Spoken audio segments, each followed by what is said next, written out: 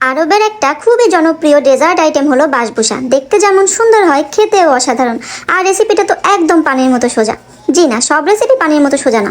কেন এটা বললাম? নেটে সার্চ দিয়ে দেখেন, তাহলেই বুঝতে পারবেন। তবে আপনাদের কোনো চিন্তা নেই, কারণ আপনাদের জন্য আমি তো আছি, আপনাদের বরিশালের বোন ঋতুপর্ণা। আর আবারও চলে আসছি ঘরে থাকা একদম বেসিক কিছু উপকরণ দিয়ে তৈরি হোমমেড বাসবুসার রেসিপি নিয়ে। তো চলুন বেশি কথা না বাড়িয়ে শুরু করে ফেলি আজকের স্পেশাল আইটেম, আরবের বিখ্যাত ডেজার্ট বাসবুসা। প্রথমেই আমি একটা মিক্সিং বোল নিয়ে নিয়েছি, আর তার সাথে অ্যাড করছি মেজারমেন্ট কাপের 1 কাপ এবং 1/4 কাপ সুজি।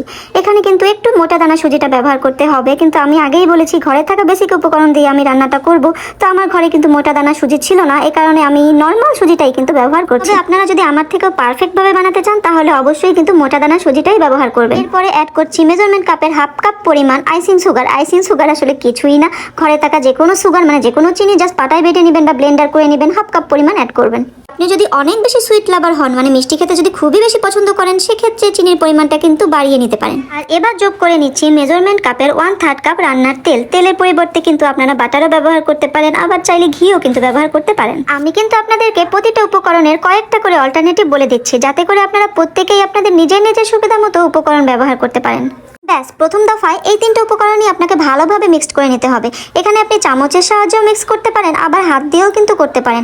সবকিছু মেশানোর পরে এটা দেখতে অনেকটা ব্রেড ক্রাম্পের মতো লাগবে। আপনাদের সবার বোঝার সুবিধার্থে আমি কিছুটা মিশ্রণ হাতে নিয়ে দেখিয়ে দিচ্ছি। এই যে দেখুন কেমন ব্রেড ক্রাম্পের মতো দেখতে লাগছে। এখন যেটা করতে হবে, এই জিনিসটা কিছুক্ষণের জন্য রেস্টে রাখতে হবে। আর সেই ফাঁকে আমরা বাসবুসার জন্য পাতলা একটা চিনি শিরা রেডি করব। তো আমি একটা সসপ্যান বসিয়ে নিলাম চুলায়, আর তারপরে তাতে দিয়ে দিলাম মেজারমেন্ট কাপের 1/2 কাপ চিনি এবং সেই অনুপাতে 1/2 কাপের একটু বেশি জল। আসলে আমি একটু মিষ্টি কম পছন্দ করি, এই কারণে আমি 1/2 কাপ পরিমাণ চিনি শিরা তৈরি করছি। তবে আপনারা এখানে অবশ্যই 1 কাপ পরিমাণ চিনি দিয়ে চিনি শিরাটা তৈরি করবেন, তাহলে আপনাদের ডেজার্টের মিষ্টি ভাবটা একদমই পারফেক্ট আসবে। এখন জাস্ট আমি কয়েকবার ফুটিয়ে নেব চিনিটা ভালোভাবে গলে যাওয়ার জন্য। কিন্তু খুব বেশি জাল কিন্তু আমি করব না, কারণ আমি একটা পাতলা চিনি শিরা চাচ্ছি। আজকে ডেজার্টের জন্য খুব বেশি ঘন চিনি শিরার দরকার নেই। তবে হ্যাঁ, চিনি শিরাটা উঠানোর আগে অবশ্যই 1 টুকরো লেবুর রস দিয়ে দিবেন। এতে করে যেটা হবে, চিনিটা আর ক্রিস্টালাইজ হয়ে যাবে না, আর চিনি শিরাটা পাতলাই থাকবে। আর এই যে কথা বলতে বলতে কয়েক মিনিটের মধ্যেই কিন্তু চিনি শিরাটা রেডি হয়ে গেছে। এখন জাস্ট এটাকে একটু ছেঁকে নেব, কারণ এর ভিতরে এলাচের দানাগুলো রয়ে গেছে। আর এরপরে একটা বাটিতে চিনি শিরাটা রেখে একটা সাইডে রেখে দেবো এবং চলে যাব সরাসরি পরবর্তী প্রসেসিং। তো আবারও সেই মিক্সিং বোলটা নিয়ে নিলাম, যেখানে আমি 3টা উপকরণ মিক্সড করে সুন্দর করে একটা সাইডে রেস্ট করতে রেখেছিলাম।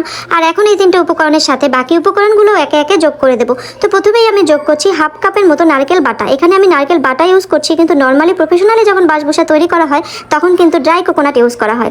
তো আপনারা ড্রাই কোকোনাটও ইউজ করতে পারেন, নারকেল বাটাও ইউজ করতে পারেন। এবারে একে একে দিয়ে দিব 1/2 টেবিল চামচ বেকিং পাউডার, খুবই সামান্য পরিমাণে বেকিং সোডা এবং মেজারমেন্ট কাপের 1 কাপ পরিমাণ ঘন তরল দুধ। দুধটা আমি আসলে জাল করে ঠান্ডা করে নিয়েছি, অবশ্যই ঠান্ডা করে নেবেন। গরম গরম দুধটা কিন্তু ব্যবহার করা যাবে না, আর দুধটা একটু ঘন করে নেবেন। সর্বশেষ উপকরণ হলো ভ্যানিলা এসেন্স। তবে আজকের এই সর্বশেষ উপকরণটা কিন্তু সম্পূর্ণ অপশনাল।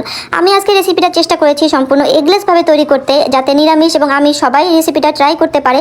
আর যেহেতু ডিম দিচ্ছি না, সেক্ষেত্রে এসেন্সটা একদমই মানে আপনার পছন্দের উপর নির্ভর করে, দিলে ভালো, না দিলেও ক্ষতি নেই। এবারে শুধুমাত্র মিশ্রণটা ভালোভাবে মেশাতে হবে, এত সুন্দরভাবে মেশাতে হবে যাতে মিশ্রণের মাঝে কোনো ধরনের কোনো লাম্পস না থাকে। এই পর্যায়ে কিন্তু মিশ্রণটা দেখতে একটু পাতলা মনে হতে পারে, কিন্তু এটা আসলে কোনো সমস্যাই না, কারণ এখন মিশ্রণটাকে 15 থেকে 20 মিনিটের জন্য রেস্টে রাখতে হবে। আর ততক্ষণে মিশ্রণটা কিন্তু আর একটু ঘনও হয়ে যাবে। তো মিশ্রণটা রেস্ট করলেও রাঁধুনির কিন্তু রেস্টের কোনো অবকাশ নেই, কারণ এখন আমাকে রেডি করতে হবে একটা মোল্ড, যে মোল্ডে আমি বাসবুসাটা বেক করব।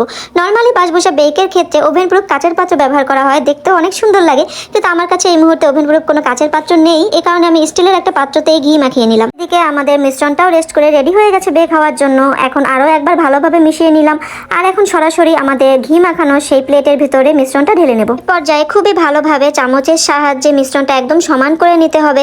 মিশ্রণের লেয়ারটা যেন সব সাইডে সমান হয়, কোনো জায়গা কম কোনো জায়গা যাতে বেশি না হয় সেদিকে খেয়াল রাখতে হবে, এবং বারবার ঝাঁকিয়ে ঝাঁকিয়ে মিশ্রণটা একদম লেভেলে নিয়ে আসতে হবে। আর এখন চলে আসলো আজকের রেসিপির সব থেকে মজার পার্ট, মানে আমার সব থেকে মজার পার্ট, আর সেটা হচ্ছে ডেকোরেশন বা গার্নিশিং। এই পার্টটা করতে আমার অনেক বেশি ভালো লাগে। আপনারা আপনাদের মনের মাধুরী মিশিয়ে যে কোনো রকম গার্নিশ বা ডেকোরেট কিন্তু করতে পারেন। সেক্ষেত্রে আপনারা ড্রাই ফ্রুটস ব্যবহার করতে পারেন, বিভিন্ন ধরনের বাদাম, চেরি বা কিশমিশ, যার যেটা পছন্দ। পার্টটা আমার সব থেকে ভালো লাগার হলেও দুঃখের বিষয় এই মুহূর্তে আমার ঘরে কিন্তু ডেকোরেশন করার মতো তেমন কিছুই ছিল না।